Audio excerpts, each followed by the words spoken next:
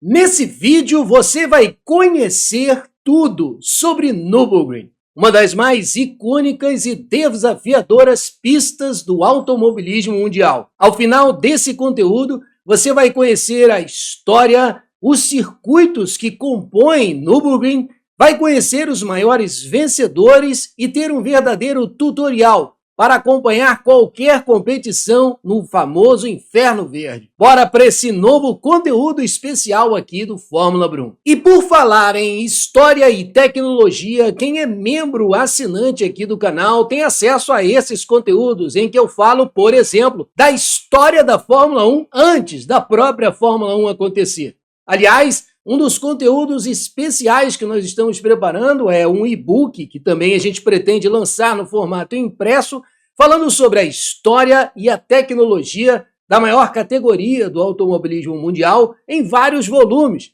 também para que a gente possa atender não apenas a história de cada uma das temporadas, mas falar sobre as equipes, os pilotos, as principais invenções da Fórmula 1 e tudo sobre a principal categoria do automobilismo. Mas como esse vídeo fala sobre Nürburgring, esse conteúdo vai ser dedicado para você entender o que Nürburgring representa para o automobilismo mundial. E dentre os primeiros pontos que a gente poderia destacar é que nas 24 horas de Nürburgring, a prova mais difícil e desafiadora desse circuito, o que está em teste é o caráter da odisseia automotiva do homem. Em outras palavras, nesse circuito, homem e máquina são desafiados ao extremo, entram no modo sobrevivência.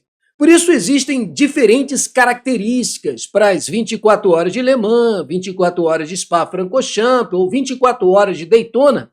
Nürburgring, piloto e máquina entram no modo sobrevivência e nesse sentido também, essa não é apenas uma pista de corrida de carros, mas é um evento, como eu destaquei, de sobrevivência, que mistura o profissionalismo extremo, principalmente das categorias GT3, que são aquelas que correm nesse circuito, com todo o romantismo do automobilismo raiz.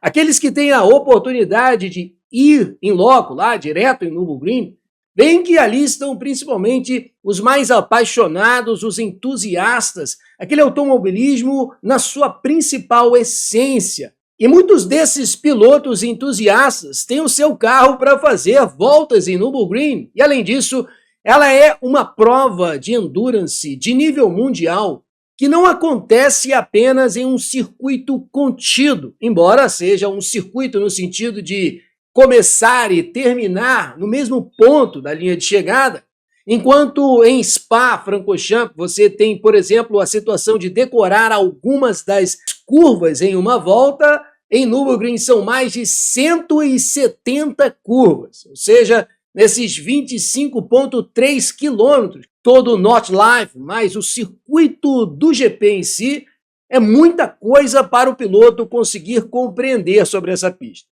Não há áreas de escape. Se você errar em Nürburgring, é guarda-reio.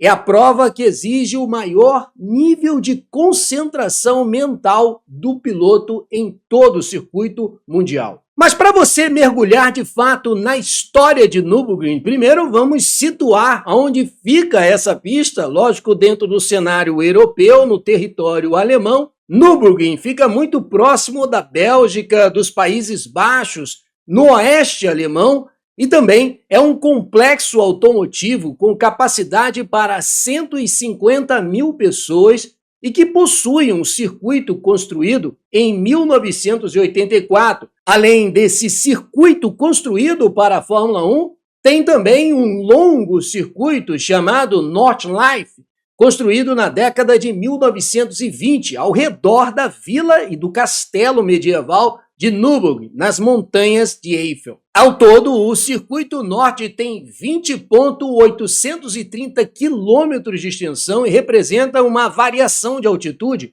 de 300 metros entre os pontos mais baixos e mais altos, tendo sido apelidado de Inferno Verde pelo piloto escocês e tricampeão da Fórmula 1, Jack Stewart. Por receber esse apelido de Inferno Verde, Nordlife mostra, portanto, tudo o que é o desafio de vencer uma prova como essa, ou seja, essa concentração homem e a otimização da máquina é o que está em teste quando você tem, por exemplo, as famosas 24 horas nesse circuito. Diferente de pistas que nasceram de estradas públicas, como Spa-Francorchamps ou Le Mans, o circuito de Nürburgring foi construído do zero como um circuito fechado.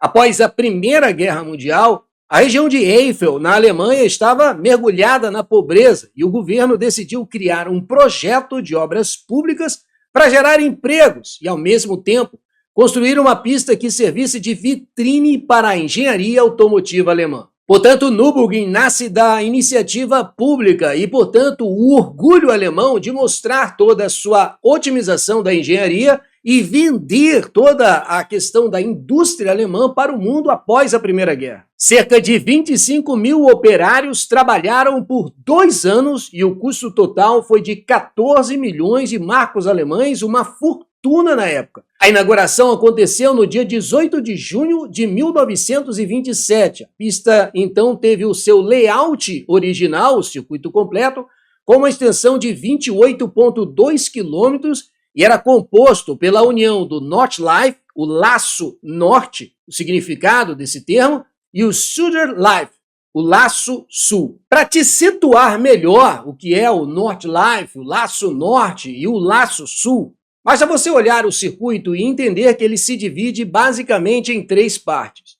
A parte do laço norte, essa que eu estou circulando para você, é o chamado Nordlife. Mas em 1984, como a gente disse previamente nesse vídeo, foi construído esse trecho que representou o circuito utilizado pela Fórmula 1.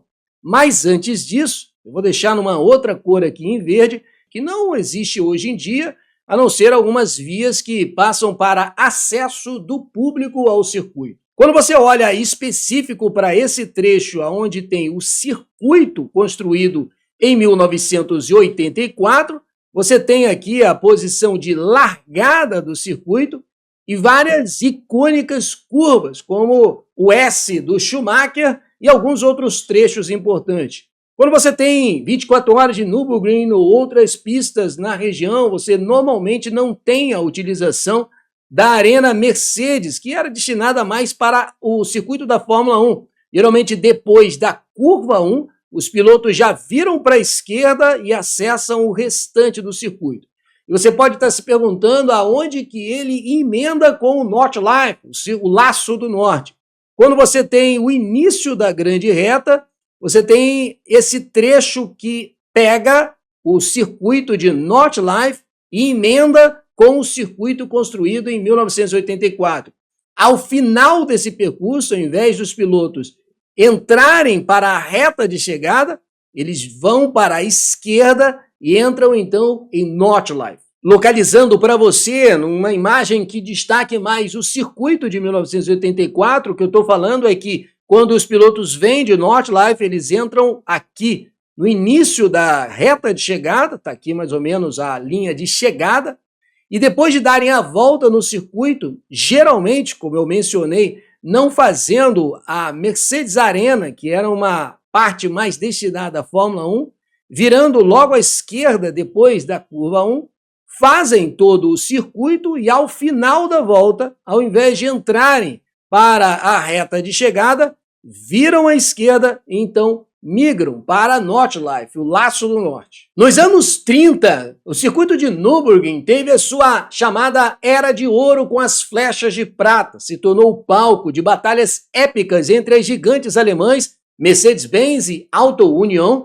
Foi aqui onde nasceu o termo flecha de prata, com os carros eram os chamados monstros de 500 cavalos com aqueles pneus fininhos e segurança quase inexistente. Após a Segunda Guerra Mundial, a pista foi restaurada e voltou a receber a Fórmula 1 em 1951.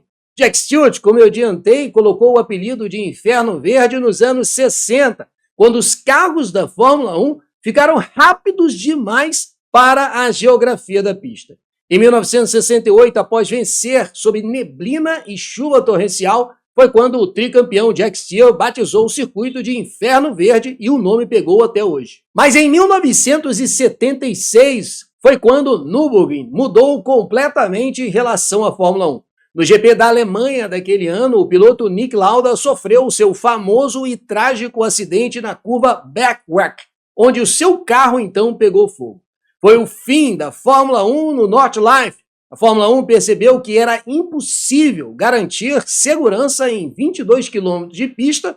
Por exemplo, uma ambulância iria demorar demais para chegar em qualquer ponto. E a categoria máxima do automobilismo abandonou de vez Nordschleife após aquele ano. Contudo, como eu já adiantei, em 1984 foi construído o chamado GP Streck, ou seja, a tentativa de trazer de novo a Fórmula 1, quando foi então construído o circuito moderno e curto, logo próximo a Nordschleife. Mas a grande prova icônica desse circuito são as 24 horas, aonde máquina e pilotos são desafiados nesse modo sobrevivência, e que apaixona tantas pessoas sobre esse circuito, inclusive agora, o próprio Max Verstappen, que começa a praticamente se dedicar a esse circuito, principalmente numa Fórmula 1 que começou a ser vista de uma forma meio desanimada, não só pelos pilotos, mas também pelos próprios fãs, que não estão gostando desse modo elétrico da Fórmula 1 em 2026. As 24 horas de Nürburgring são uma corrida anual de resistência realizada para carros de turismo e do tipo Gran Turismo desde 1970 e acontece em uma combinação dos circuitos de Nordschleife, o Laço do Norte, e o GP Streck, a pista dedicada ao Grande Prêmio de Fórmula 1. A partir de 2024, o evento passou a ser chamado oficialmente de ADAC Ravenol 24 horas de Nürburgring por motivos de patrocínio. ADAC é a sigla em alemão para o que seria traduzido como Clube Geral do Automóvel Alemão. Dentre os grandes vencedores do overall estão as montadoras BMW com 21 vitórias nas 24 horas de Nürburgring. Em segundo lugar, a Porsche com 13 vitórias. Em terceiro lugar, a Audi com 7. E em quarto lugar, é aí que vem a americana Ford. Ou seja, veja como Nordschleife, Nürburgring, é de fato palco do grande desafio das montadoras alemãs. Em sexto lugar está a Chrysler com 3 vitórias, seguida da Opel com apenas um resultado. E por fim, a italiana Ferrari com a vitória em 2023. Eu também vou deixar na descrição para você esse vídeo guia para assistir às 24 horas de Nürburgring dedicado à edição de 2026. Mas acima de tudo, eu convido você a inscrever-se no Fórmula Brum e você que já conhece o nosso canal, a se dedicar a se tornar um membro assinante do nosso conteúdo exclusivo. Até porque, além dos vídeos que você vai ter acesso aqui no YouTube, vai ter também acesso aos nossos conteúdos no Discord, que você consegue acessar na página principal do Fórmula Brum aqui no YouTube. É lá no Discord que você vai ter acesso ao nosso e-book, sendo membro assinante do canal, porque afinal de contas, você está ajudando a gente a escrever esses conteúdos, não apenas sobre Fórmula 1, mas sobre as principais categorias do automobilismo. E eu quero deixar o meu agradecimento aos membros assinantes aqui do canal, que até esse momento têm ajudado a gente a construir o Fórmula Brum. E eu vou deixar na sua tela mais um conteúdo do Fórmula Brum dedicado às categorias de Endurance, das corridas de longa distância, para você conhecer muito mais sobre esse aspecto do automobilismo, muito além da própria Fórmula 1. Muito obrigado por assistir os vídeos do Fórmula Brum.